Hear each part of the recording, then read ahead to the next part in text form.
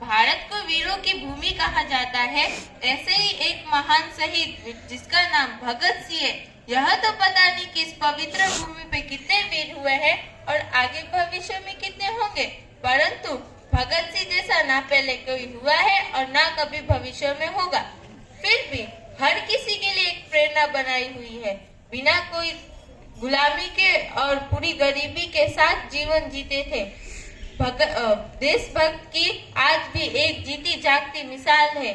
भगत सिंह का जन्म देशभक्त की माहौल में हुआ था। कता सिंह की मृत्यु के बाद उनके मन पर बहुत ही गहरा प्रभाव पड़ा था। वे उनको बहुत आदर्श मानते थे। 19 वर्ष की आयु में उनको फांसी पर लटका दिया गया। तब भगत सिंह ने अपना मन बना लिया, चाहे कुछ भी हो जाए, अंग्रेजों को भारत से भगा देंगे। उसके लिए वे अपना बलिदान देने के लिए भी तैयार थे। जलियांवाला बाग में हुई हत्याकांड में अंग्रेजों ने हजारों निर्दोषों पर गोली चला दी। तब भगत सिंह ने शहीद वीर के खून छूकर अंग्रेजों को खदे देने की शपथ ली। उस युद्ध में उनके साथ देने वाले राजगुरु और सुखदेव थे, जो उनके बहुत अच्छे मित्र भी थे।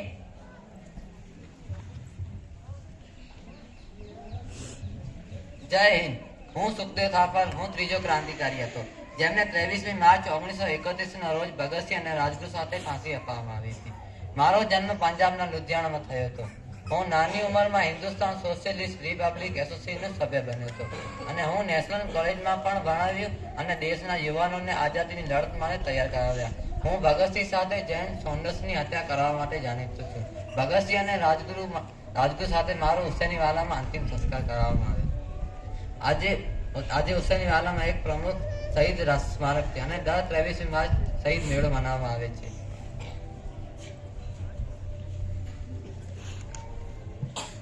जय Hind.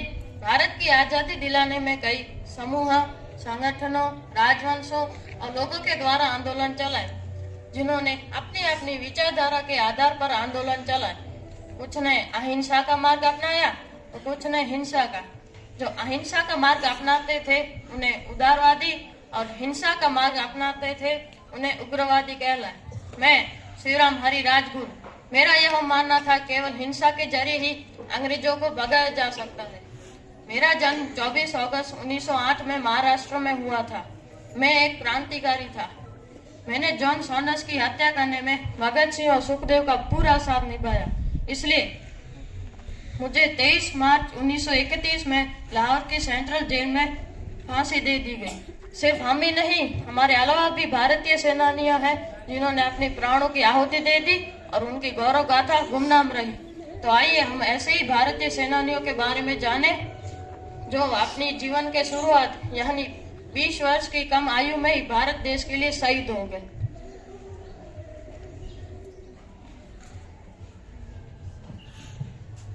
Jai Hind.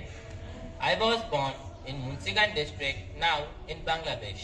I joined Bengal Volunteers and I became famous for Writers Building attack of 1930. I, along with my friend Benoy Basu and Dinesh Gupta, entered the building.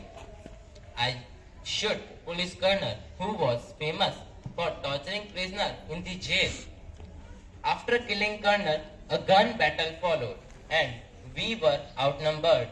Unwillingly to get, I took potassium cyanide and died instantly.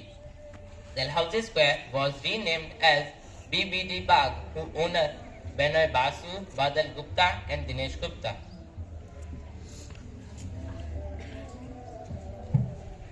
मैं एक बंगाली क्रांतिकारी हूँ। मैं बंगाल के विभाजन के खिलाफ आंदोलन में शामिल हो गया। मुझे किंग्स फोर्ट हत्याकांड के सिलसिले में गिरफ्तार किया गया और जेल भेज दिया गया। अलीपुर जेल में मैंने अन्य बंदी के साथ मिलकर नरेंद्र गोस्वामी की हत्या कर दी, जिन्होंने 34 क्रांतिकारियों के खिलाफ मुकदमा चलाने में ब्रिटिश सरकार की मदद की थी। कन्हैयालाल दत्ता को 10 नवंबर 1908 को फांसी दे दी गई।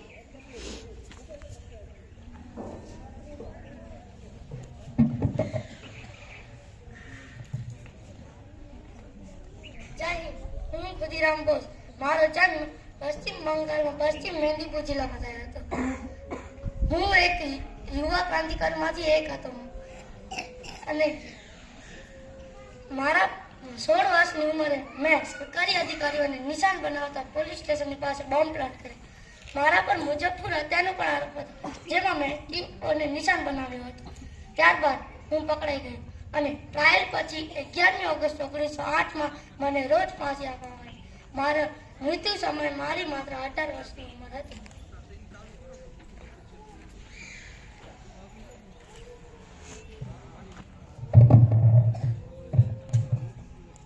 Jai Hind.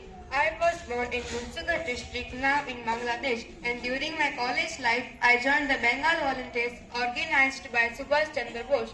I was the friend of Badal Gupta and Vinay Basu. During the attack of Writers Building and we were outnumbered, I shoot myself with my own revolver. However, I survived the injury, but later on I was sentenced to death. So, Dinesh Gupta was hanged on 7 July 1931. He was died at the age of 19.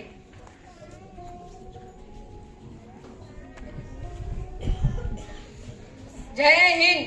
मैं करतार सिंह सराभा। मेरा जन्म पंजाब के लुधियाना के एक सिख परिवार में हुआ था। मैं गदर विद्रोह को अंजाम देने के लिए प्रसिद्ध था। गदर विद्रोह का उद्देश्य विदेशी देशों के समर्थन अंग्रेजों को उखाड़ के फेंकना था। गदर पार्टी ने अंग्रेजों को मुखबिर गोपाल सिंह ने सूचना दे दी, जिससे विद्रोह विफल हो गया और मुझे भागने के लिए कहा गया, लेकिन मैंने इनकार कर दिया। मुकदमे के बाद मुझे बाकी क्रांतिकारियों के साथ मौत की सजा सुनाई दी गई। भगत सिंह मुझे अपना गुरु, मित्र और भाई मानते थे। 16 नवंबर 1915 को लाहौर के सेंट्रल जेल में मुझे फांसी दे दी गई।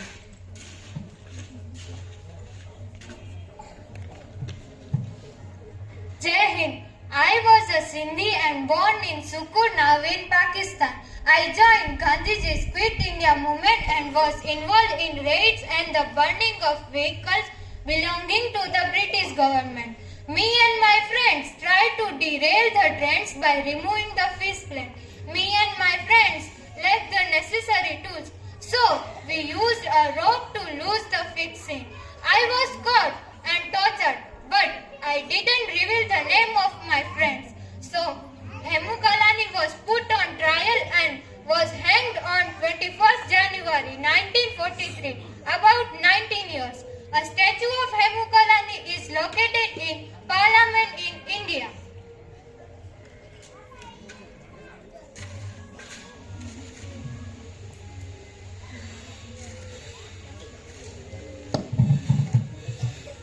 જય હિન્દ। હું પ્રફુલ ઠાકુર। મારો જન્મ 10 ડિસેમ્બર 1888 થયો હતો। હું એક બંગાળી ક્રાંતિકારી છું અને હું જુગાંતર ક્રાંતિકારી પક્ષ સાથે સંકળાયેલ છું।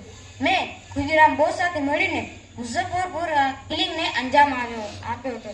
મોકામાં ઘાટ રેલવે સ્ટેશન ઉપર મારી ઓળખ થઈ અને જ્યારે મારી ધરપકડ થવાની હતી ત્યારે મેં એક ગોળી કપાળ ઉપર અને બીજી ગોળી છાતીને ડાબી બાજુએ મારી બીજી મે 1908 ભારત દેશ માટે શહીદ થયા।